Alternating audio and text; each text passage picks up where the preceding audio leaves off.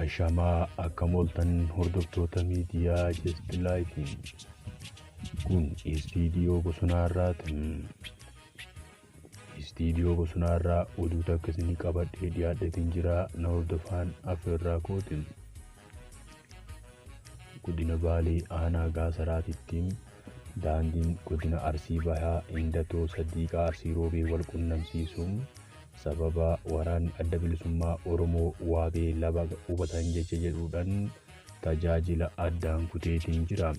Egaa yeroo ammaa kanatti konkolaataan tokkollee akka hin sochoone maddi odeeffannoo kennaa irra gaheetiin jira.